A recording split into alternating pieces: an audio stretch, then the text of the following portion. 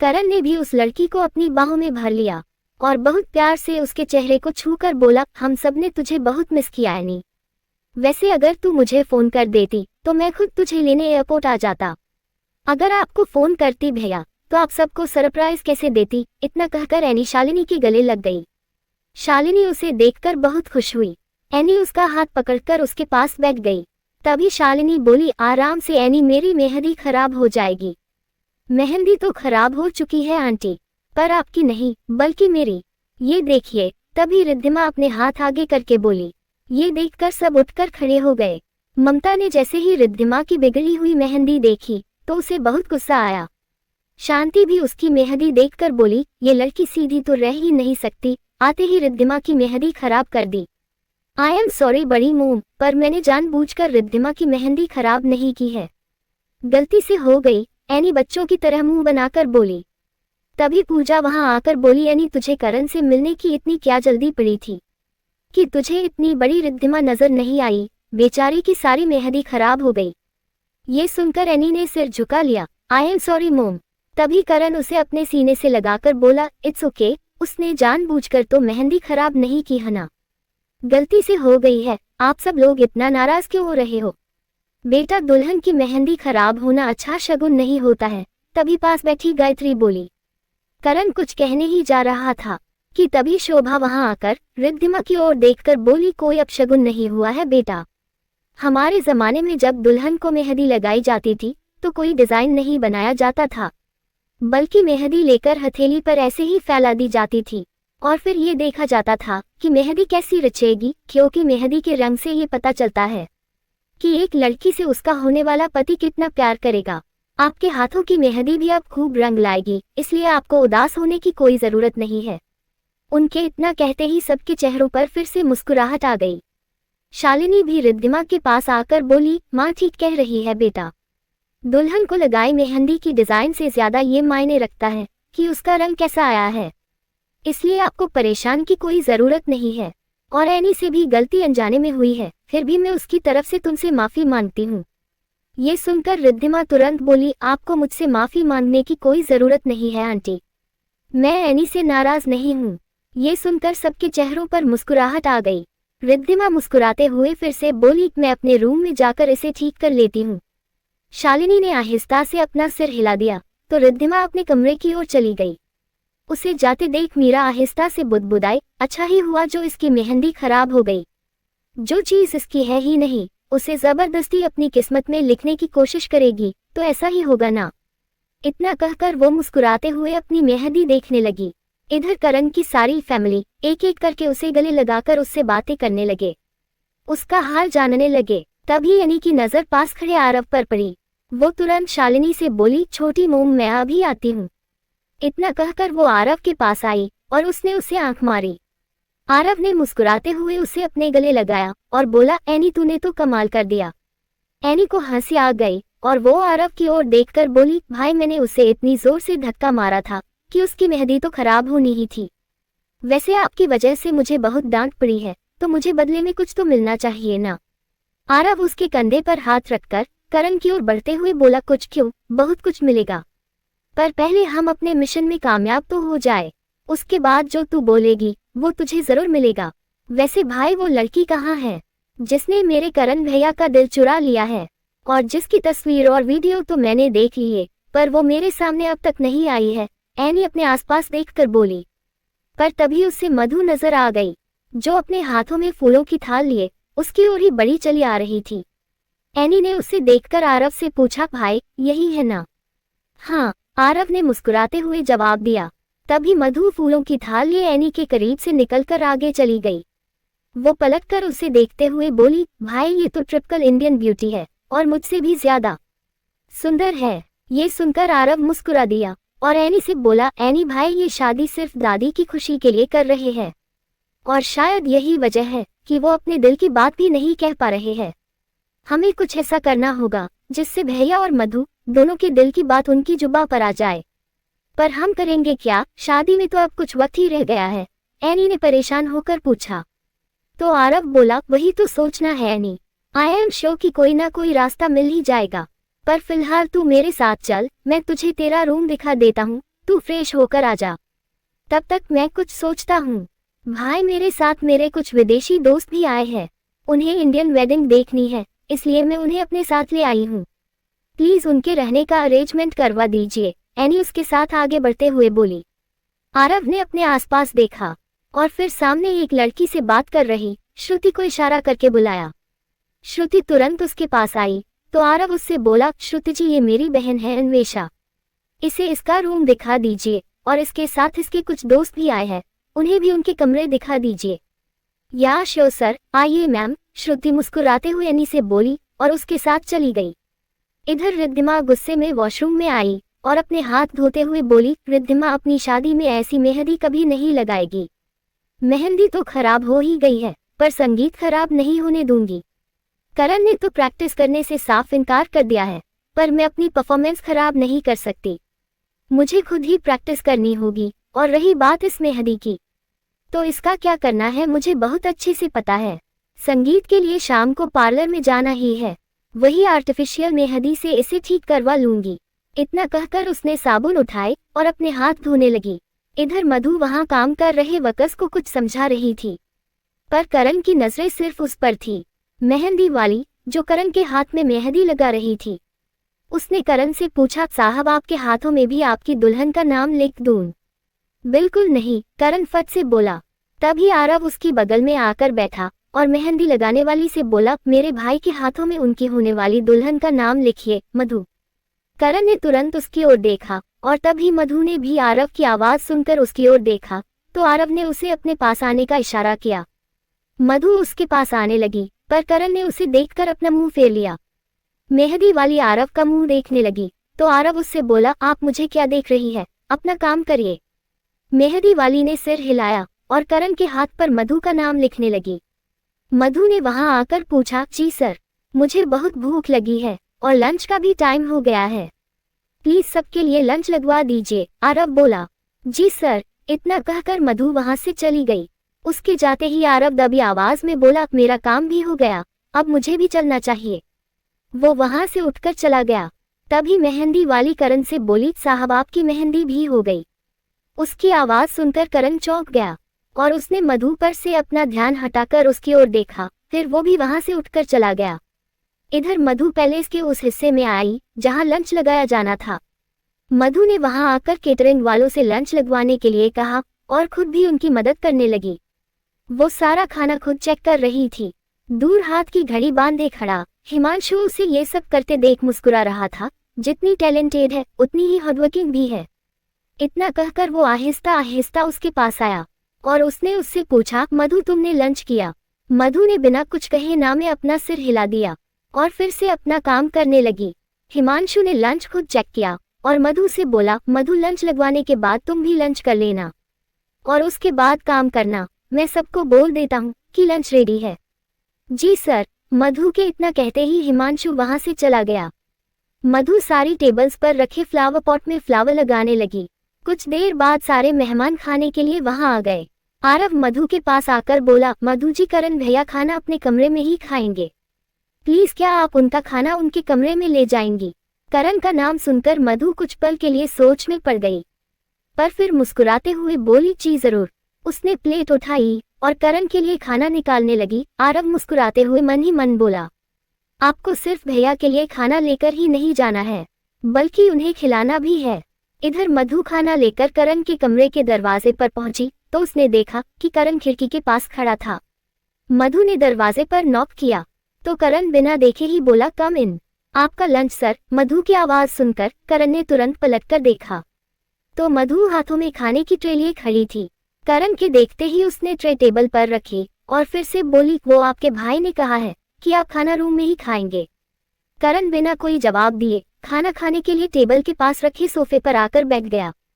उसके बैठते ही मधु जाने लगी, पर अचानक उसके कदम रुक गए क्योंकि उसे याद आया कि करण के हाथ में तो मेहंदी लगी हुई है। उसने पलटकर देखा तो करण के एक हाथ में पट्टी बंधी हुई थी और वो अपने दूसरे हाथ जिसमें मेहंदी लगी थी से चम्मच पकड़ने की कोशिश कर रहा था। मैं आपकी मम्मा को बुलाकर लाती हूँ, इतना कहकर मधु वहां से जाने लगी तो करण बिना उसकी ओर देखे बोला, कोई जरूरत नहीं है क्योंकि मम्मा के हाथों में भी मेहंदी लगी हुई है। मैं अपने आप खा लूंगा, पर आपकी मेहंदी खराब हो जाएगी, मधु तुरंत बोली। करण ने उसे गुस्से में घूरा। I don't care. इतना कहकर उसने अपनी उंगलियों से ट्रे पर रखा टिश्यू पेपर उठाया और अपनी मेहंदी साफ करने लगा। पर तभी मधु ने आकर उसकी कलाई पकड़ ली। करण ने हैरानी से उसकी ओर देखा तो मधु बोली, इस तरह अपने हाथों से अपनी शादी की मेहंदी खराब करना अपशगुन होता है। करण एकटक उसे देखने लगा। मधु ने उसकी कलाई छोड़ दी। वो बिना कुछ कहे उसकी बगल में बैठी। उसने खाना एक प्लेट में निकाला और प्लेट अपने पैरों पर रख ली और चम्मच में दाल लेकर चावल में मिक्स करने लगी। करण एकटक उसके खूबसूरत चेहरे की ओर देख रहा था। तभी मधु ने उसे खाना खिलाने के लिए अपना हाथ बढ़ाया, पर करण गुस्से में उठ खड़ा हुआ। तभी मधु बोली, मेरे पापा कहते हैं कि इंसान को किसी भी बात का गुस्सा कभी खाने पर नहीं निकालना चाहिए, क्योंकि ऐसा करके हम माता अन्नपूर्णा का अपमान करते हैं। इसलिए प्लीज खाना खा लीजिए, प्लीज। मधु उसकी ओर देखकर बोली। करण ने पलटकर उसकी ओर देखा तो वो फिर से बोली, आप ये मत सोचिएगा कि मैं आपको खाना खिला रही हूँ, बल्कि ये सोचिएगा कि मैं नहीं, कोई और आपको खाना खिला रहा है। मैं भी आपसे प्रॉमिस करती हूँ कि मैं सिर्फ आपको खाना खिलाऊंगी, एक बार भी आपकी तरफ नहीं देखूंगी और आपको खाना खिलाकर यहाँ से चुपचाप चली जाऊंगी। प्लीज खा लीजिए। उसकी झुकी हुई पलकें देखकर करण ने कुछ पल सोचा और फिर बिना कुछ कहे चुपचाप उसकी बगल में बैठ गया। उसके बैठते ही मधु ने नजरें उठाकर उसकी ओर देखा और फिर अपनी नजरें झुकाकर चम्मच उसकी ओर बढ़ा दी। इस बार करण ने बिना कुछ कहे खाना खा लिया। खिड़की से छिपकर ये सब देख रहा आरव मुस्कुराते हुए मन ही मन बोला, फाइनली आप दोनों को करीब लाने का मेरा ये प्लान तो कामयाब हुआ। अब मुझे आप दोनों के बीच कबाब में हड्डी नहीं बनना चाहिए और जाकर आगे की प्लानिंग करनी चाहिए। मधु बिना करण की ओर देखे उसे खाना खिला रही थी, पर करण एकटक उसे ही निहार रहा था। उसके कुछ बाल खिड़की से आ रही हवा की वजह से बार बार उसकी आंखों और होंठों पर आ रहे थे और वो बार बार अपने दूसरे हाथ की उंगलियों से उन्हें हटाए जा रही थी। करण उसकी ओर देखकर मन ही मन बोला, किस मिट्टी की बनी हो तुम मधु? मैंने तुम पर हाथ उठाया और सुबह तुम्हारी इतनी इंसल्ट की, उसके बाद भी तुम मुझे अपने हाथों से खाना खिला रही हो। क्या चल रहा है तुम्हारे दिल और दिमाग में? क्यों तुम कभी कुछ और तो कभी कुछ और होती हो? क्यों अभी भी मेरा दिल यही कह रहा है कि तुम मुझसे प्यार करती हो?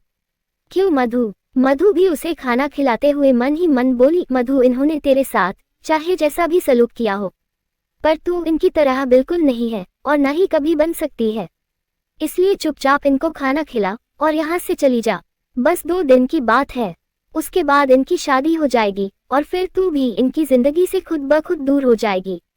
मधु बिना उसकी ओर देखे और बिना कुछ बोले उसे खाना खिला रही थी, पर करण एकटक उसे ही निहार रहा था।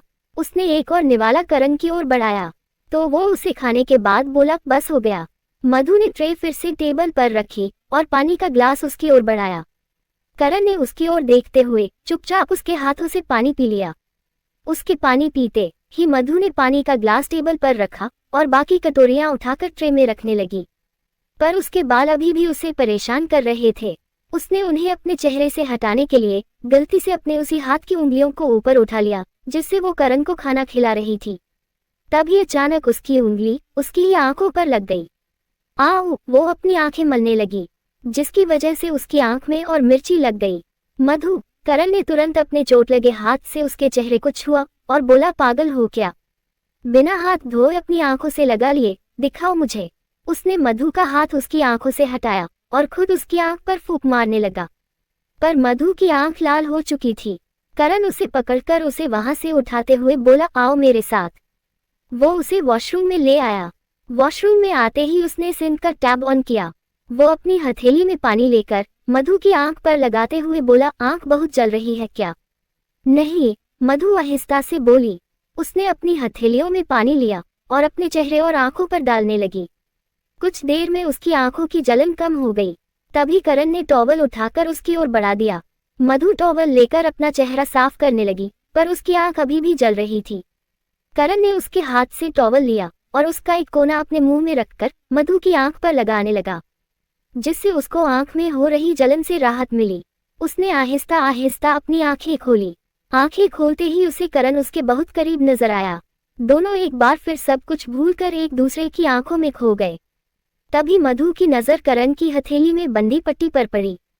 जो पानी की वजह से गीली हो चुकी थी। उसने तुरंत उसकी हथेली पकड़ी और बोली, ये तो पूरी गीली हो गई है, आइए मैं आपकी पट्टी चेंज कर देती हूँ। करण कुछ कह पाता उसके पहले ही मधु उसे वॉशरूम से बाहर ले आई। उसने रूम में फर्स्ट एड बॉक्स ढूंढना शुरू कर दिया, पर उसे कुछ नहीं मिला। वो परेशान होकर बोली, आप यहीं रुकिए, मैं बस अभी आती हूँ। इतना कहकर वो अपने कमरे की ओर दौड़ी। करण दरवाजे की ओर देखने लगा, क्यों इस लड़की को समझना मेरे लिए मुश्किल होता जा रहा है। तभी मधु भागती हुई फिर से करण के कमरे में आ गई। उसने करण की कलाई पकड़ी और उसे बेड पर बैठाया, फिर फर्स्ट एड बॉक्स टेबल पर रखा और करण की हथेली में बंधी पट्टी खोलने लगी। करण उसे एकटक देखे जा रहा था। मधु ने पट्टी हटाकर जैसे ही करण की हथेली देखी तो वो उसकी हथेली का गहरा जख्म देखकर परेशान हो गई। उसे करण की चोट देखकर बहुत तकलीफ हो रही थी। वो फर्स्ट एड बॉक्स से कॉटन निकालकर उसकी हथेली पर लगी चोट साफ करने लगी, पर उसकी चोट को छूते हुए उसके हाथ कांप रहे थे। उसने परेशान होकर पूछा, दर्द हो रहा है? करण ने उसकी ओर देखकर जवाब दिया, अब नहीं हो रहा। उसके इतना कहते ही मधु उसकी ओर देखने लगी, पर उसे खुद को देखते देख वो छिप गई। उसने उसकी हथेली पर मलहम लगाते हुए पूछा, इतनी गहरी चोट लगी कैसे आपको? तुम पर हाथ उठाने की सजा है ये मधु। करण उसकी ओर देखकर बोला। मधु के हाथ रुक गए और उसकी आंखों से आंसू करण की हथेली पर गिरने लगे। करण अभी भी उसे देख रहा था, पर मधु ने खुद को संभाला और बिना कुछ कहे उसके हाथ पर पट्टी बांधने लगी। पट्टी बांधते ही मधु ने बॉक्स उठाया और उसके पास से उठकर जाने लगी, पर तभी करण ने उसकी कलाई पकड़ ली और उठकर खड़ा हुआ। मधु के दिल की धड़कन तेज हो गई, पर उसने पलटकर एक बार भी करण की ओर नहीं देखा। वो उसे खींचकर अपने करीब ले आया और उसने मधु से पूछा, क्यों तुम्हें समझना मेरे लिए हर पल और मुश्किल होता जा रहा है मधु? क्यों तुम कभी कुछ और तो कभी कुछ और होती हो? मधु ने कोई जवाब नहीं दिया, वो बस अपनी नजरें झुकाए खड़ी थी। करण ने उसकी झुकी हुई पलकों की ओर देखा और बोला, मैंने तुम पर हाथ उठाया, तुम्हारी इतनी इंसल्ट की, फिर भी तुमने मुझे अपने हाथों से खाना खिलाया, मेरी चोट पर दवाई लगाई, मेरी हथेली के जख्म देखकर तुम्हारी आंखों से आंसू बहने लगे। क्यों मधु? मेरी कलाई छोड़िए और प्लीज मुझे जाने दीजिए, मधु अपनी कलाई छुड़ाते हुए बोली। पर करण गुस्से में उसे अपने और करीब ले आया। आज जब तक तुम मेरे सवालों के जवाब नहीं दे देती मधु, मैं तुम्हें कहीं नहीं जाने दूंगा। मुझे कुछ भी ऐसा करने और कहने पर मजबूर मत करिए जिससे मैं एक बार फिर अपनी मर्यादा पार कर दूं। प्लीज मुझे जाने दीजिए, मधु अपनी कलाई छुड़ाने की कोशिश करते हुए बोली। पर करण ने उसकी कलाई नहीं छोड़ी। आज मैं अपने सवालों के जवाब लिए बिना तुम्हें नहीं जाने दूंगा। मधु ने गुस्से में करण की ओर देखा। ठीक है, मैं आपके सवालों के जवाब देने के लिए तैयार हूँ, पर उसके पहले आपको भी मेरे कुछ सवालों के जवाब देने होंगे। दे पाएंगे आप? करण उसे हैरानी से देखने लगा तो मधु ने गुस्से में पूछा, मुझ पर हाथ उठाने की सजा आपने खुद को क्यों दी? उसका सवाल सुनते ही करण ने उसकी कलाई छोड़ दी तो मधु ने मुस्कुराते हुए पूछा, क्या हुआ, नहीं दे पाए ना मेरे सवाल का जवाब? आपने मुझ पर हाथ इसलिए उठाया था क्योंकि मैंने गुस्से में आप पर ऐसे इल्जाम लगाए जो मुझे नहीं लगाने चाहिए थे, तो फिर आपने खुद को इतनी गहरी चोट क्यों पहुंचाई? करण गुस्से में पलटकर खड़ा हो गया। मधु ने उसके कंधे पर हाथ रखकर फिर से उसे अपनी ओर किया। क्या हुआ, मुंह क्यों फेर लिया आपने? नहीं दे पा रहे हैं ना मेरे सवाल का जवाब? बोलिए ना, क्यों किया आपने ऐसा? बोलिए। करण झुंझला कर बोला, क्योंकि मैं औरतों पर कभी हाथ नहीं उठाता, पर तुमने मुझे मजबूर कर दिया अपने पर हाथ उठाने के लिए। उस दिन जो तुमने मुझसे कहा उसे सुनने के बाद मेरा अपने गुस्से पर काबू नहीं रहा और मैंने तुम पर हाथ उठा दिया। और हाँ, तुम्हारी जगह अगर कोई और लड़की भी होती और मेरा हाथ उस पर उठा होता, तब भी मैं खुद को एक लड़की पर हाथ उठाने की सजा जरूर देता, क्योंकि किसी लड़की पर हाथ उठाना करण खुराना के उसूलों के खिलाफ है, समझी तुम? उसके इतना कहते ही मधु ने अपनी नजरें झुका ली। मैं भी कभी किसी के साथ ऐसे बात नहीं करती, पर उस दिन मुझसे भी गलती हो गई। इतना कहकर उसने करण के सामने हाथ जोड़े। प्लीज अगर हो सके तो मुझे माफ कर दीजिए, प्लीज।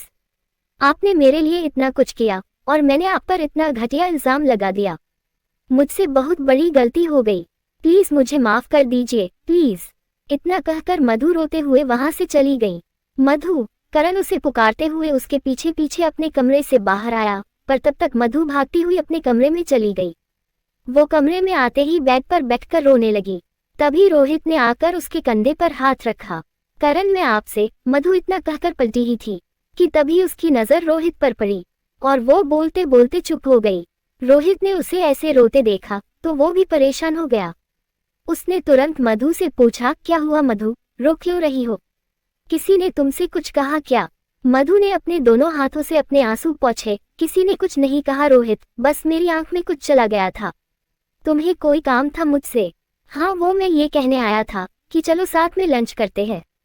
मीरा, आरव और एनी हमारा इंतजार कर रहे हैं, रोहित बोला।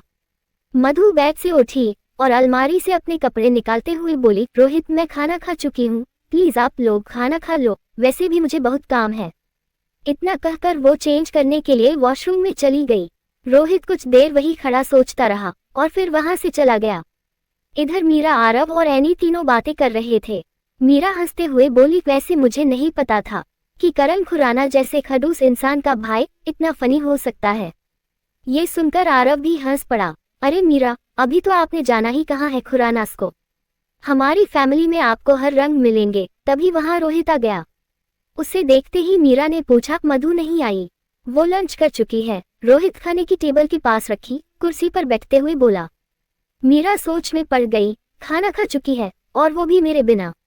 क्या सोच रही हो मीरा, आओ लंच करते हैं, एनी उसके पास बैठते हुए बोली। मीरा उसकी बाह को छू कर बोली, अन्वेषा तुम सब खाना शुरू करो, मैं बस अभी आई।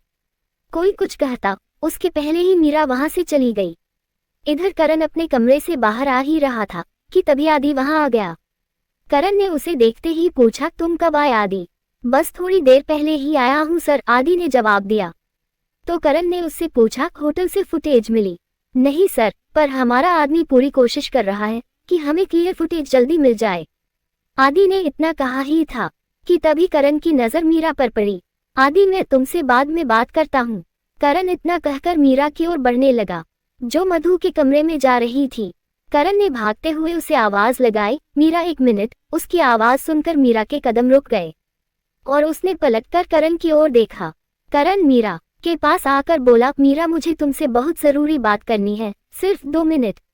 पर मुझे एक ऐसे इंसान से बिल्कुल भी बात नहीं करनी है जिससे लड़कियों की इज्जत करना नहीं आता और जो हर वक्त सिर्फ मेरी दोस्त को तकलीफ पहुंचाता हो और उसके दर्द की वजह बन गया है, मीरा गुस्से में बोली। उसकी रूखी बातें सुनकर करण ने गहरी सांस ली और बोला, तुम्हें मेरे बारे में जो समझना है, जो सोचना है, वो तुम सोच सकती हो मीरा। मुझे कोई फर्क नहीं पड़ता, पर प्लीज मेरे कुछ सवालों के जवाब दे दो प्लीज।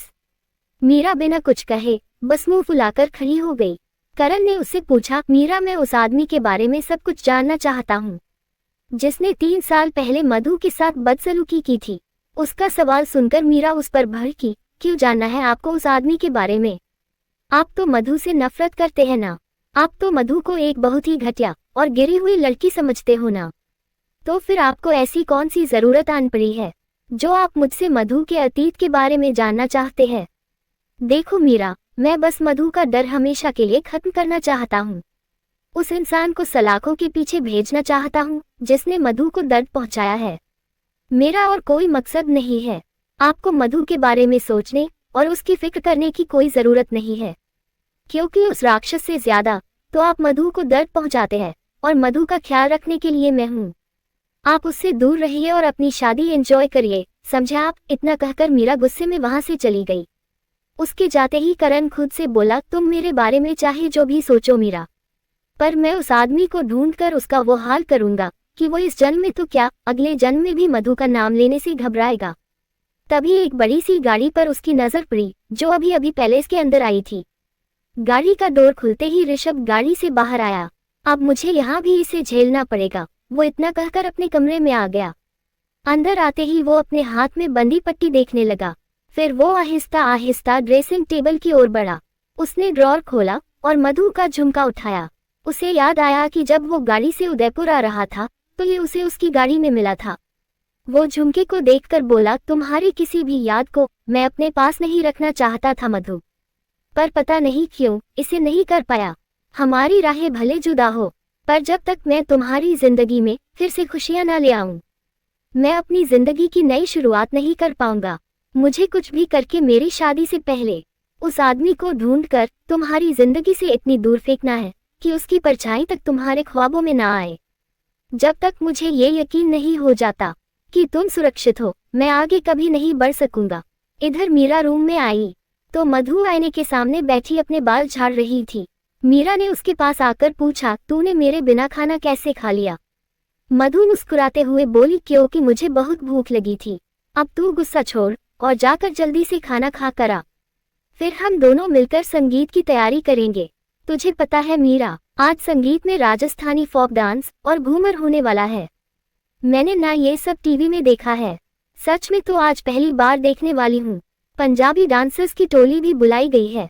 मैंने उन लोगों को रिहर्सल करते भी देखा है। उनका डांस इतना प्यारा था कि मैं भी नाचने लगी थी।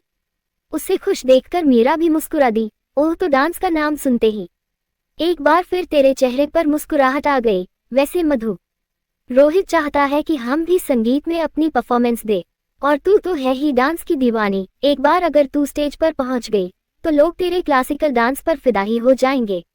मैं यहाँ काम करने आई हूँ, करण खुराना की शादी में नाचने नहीं, इसलिए प्लीज मुझे डांस करने के लिए मत कहना प्लीज। मधु अपने कान में ये पहनते हुए बोली। तो मीरा ने उसे पकड़ लिया। अच्छा बाबा, अगर तू डांस नहीं करना चाहती तो कोई बात नहीं, पर मुझे ये तो बता सकती है ना कि तू इतनी प्यारी लग रही थी, फिर तूने अपनी ड्रेस चेंज क्यों की? मधु ने पलटकर उसकी ओर देखा। वो मुझे इतनी हैवी ड्रेस और ज्वेलरी पहनकर बहुत अनकंफर्टेबल फील हो रहा था, बस इसलिए मैंने चेंज कर लिया। वैसे भी मेहंदी का फंक्शन खत्म हो चुका है। अच्छा, अब ये सब छोड़ और जाकर लंच कर, रोहित तेरा वेट कर रहा होगा।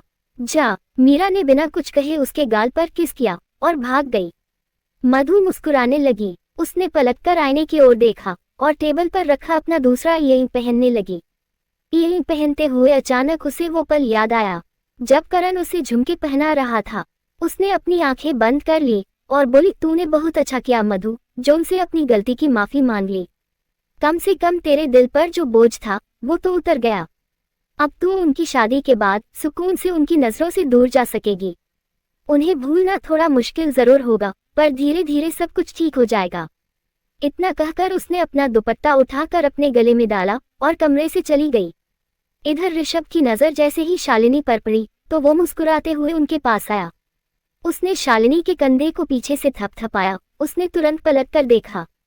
ऋषभ को अपने सामने देखकर उसके चेहरे पर मुस्कुराहट आ गई। ऋषभ उसके गले लगकर बोला, चाची आप तो बहुत सुंदर लग रही हो। आज आप दुल्हन की सास कम, उसकी बहन ज्यादा लग रही हो। और तू दूल्हे का भाई कब लगेगा? जाकर जल्दी से रेडी होकर आ, शालिनी बोली। ऋषभ मुस्कुरा दिया, जा रहा हूँ। वैसे चाची मुझे ये मेहंदी की स्मेल जरा भी पसंद नहीं है, पर आपने लगाई है तो अच्छी लग रही है, तो मैं आपको भी लगा देती हूँ, तभी एनी बोली। उसकी आवाज सुनकर ऋषभ ने तुरंत अपनी दाईं ओर देखा। उसे देखकर वो मुस्कुराते हुए उसके पास आया और उसने उसे गले लगा लिया। एनी मुस्कुराते हुए बोली, जब से यहाँ आई हूँ सबसे आपके बारे में पूछ चुकी हूँ, पर हमेशा की तरह किसी को नहीं पता कि आप कब आएंगे। ऋषभ ने मुस्कुराते हुए पीछे से हाथ बढ़ाकर उसकी बाह पर रखा और बोला, आरव ने तो मुझे बताया था कि मेरी प्रिंसेस कल आने वाली है, पर वो एक दिन पहले ही आ गई। एनी फट से बोली, वो क्या है ना, मैंने सोचा कि मैं अपने तीनों भाइयों को सरप्राइज देती हूँ, बहुत मजा आएगा। तभी शालिनी ऋषभ से बोली, ऋषभ जाकर फ्रेश होकर आ, हम साथ में लंच करते हैं, चल मैं तुझे तेरा रूम दिखाती हूँ। ऋषभ ने सिर हिला दिया और उनके साथ चल दिया। जैसे ही वो सीढ़ियों से ऊपर अपने कमरे की ओर बढ़ा तो उसे करण अपने कमरे के बाहर खड़ा उसे ही घूरता हुआ नजर आया। ऋषभ उसके पास आकर मुस्कुराते हुए बोला, मुझे लगा ही था कि यहाँ भी तुम मेरा वेलकम ऐसे ही मूड में करोगे। वैसे कभी कभी अगर मुझे देखकर थोड़ा मुस्कुरा दोगे तो तुम्हारा वेलकम नहीं हो जाएगा। करण गुस्से में उसके पास आया, अगर मुझे तुम्हारे मेरी शादी में आने से खुशी होती तो डेफिनेटली मैं तुम्हारा वेलकम ठीक वैसे ही करता जैसे कि आज मेरा यहाँ हुआ है। पर अफसोस मुझे तुम्हारे यहाँ आने से इतनी सी भी खुशी नहीं हुई, बल्कि मेरा दिल तो कर रहा है कि अभी और इसी वक्त तुम्हें उठाकर इस पैलेस से बाहर फिकवा दूं। करण, ये क्या बदतमीजी है? ये कौन सा तरीका है अपने बड़े भाई से बात करने का? माफी मांगो ऋषभ से, शालिनी गुस्से में उस पर भड़की। करण ऋषभ को घूरते हुए बोला, माफी, और वो भी इससे? इस जन्म में तो ये पॉसिबल बिल्कुल नहीं है मम्मा, पर हाँ आई प्रॉमिस कि अगले जन्म में अगर ये मुझे माफी मांगने लायक इंसान लगा तो माफी जरूर मांग लूंगा। इतना कहकर वो गुस्से में अपने कमरे में चला गया। करण, शालिनी ने उसे पुकारा पर वो नहीं रुका। तभी ऋषभ शालिनी के कंधे पर हाथ रखकर बोला, इट्स ओके चाची, मुझे भी उसकी माफी की कोई जरूरत नहीं है। मैं यहाँ सिर्फ आपकी वजह से आया हूँ, वरना मैं करण की शादी में कभी नहीं आता। अच्छा अब ये सब छोड़िए और मुझे बताइए कि मेरा रूम कौन सा है, ताकि मैं जल्दी से फ्रेश होकर आऊं, क्योंकि मुझे सच में बड़ी भूख लगी है। करण के साथ वाला कमरा तेरा ही है, शालिनी परेशान होकर बोली। ऋषभ ने उसे हक किया और अपने कमरे की ओर जाते हुए बोला, चाची प्लीज मेरा सामान मेरे रूम में भिजवा दीजिए। हाँ भिजवाती हूँ, शालिनी बोली। तभी करण अपने कमरे से बाहर आया और गुस्से में शालिनी से बोला, मेरे साथ वाला कमरा ही मिला था मम्मा आपको ऋषभ के लिए। करण की बदतमीजी ने शालिनी का गुस्सा और बढ़ा दिया और वो गुस्से में उस पर भड़की। करण अगर वो कुछ ना भी करे तो भी तू हमेशा उससे झगड़ने के लिए तैयार खड़ा रहता है। मम्मा आपको हमेशा मैं ही गलत क्यों लगता हूँ? ऋषभ की आपको कभी कोई गलती नजर नहीं आती। शालिनी ने उसे घूरा, करण जितनी बार भी तुम दोनों झगड़ते हो ना, 80% तू ही झगड़े की शुरुआत पहले करता है और तेरे इसी गुस्से की वजह से लोग तुझसे दूर भागते हैं। पर करण 2 दिन बाद तेरी शादी होने जा रही है। अगर तूने खुद को नहीं बदला तो तेरी शादी 2 महीने भी नहीं टिकेगी, क्योंकि रिद्धिमा उन लड़कियों में से बिल्कुल नहीं है जो तेरे गुस्से को सहन करके भी तेरे साथ अपनी सारी जिंदगी बिता सके। पर जो तेरे गुस्से के पीछे के दर्द को समझ सकती थी, उसे तूने अपने इसी गुस्से की वजह से पाने से पहले ही खो दिया है। इतना कहकर शालिनी गुस्से में वहां से चली गई। उनके जाते ही करण खुद से बोला, अब मेरी मम्मा को भी मैं ही गलत लगने लगा हूँ। बहुत अच्छे। वो ऊपर आसमान की ओर देखकर बोला, thank you so much Mahadev, बहुत बहुत शुक्रिया आपका। लेखिका कविता वर्मा। अगर आपको मेरी लिखी कहानियाँ पसंद आ रही है और आप इस कहानी को आगे भी पढ़ना और सुनना चाहते हैं तो मेरे चैनल को लाइक करें, शेयर करें और आज ही सब्सक्राइब भी करें। Thank you for watching this video.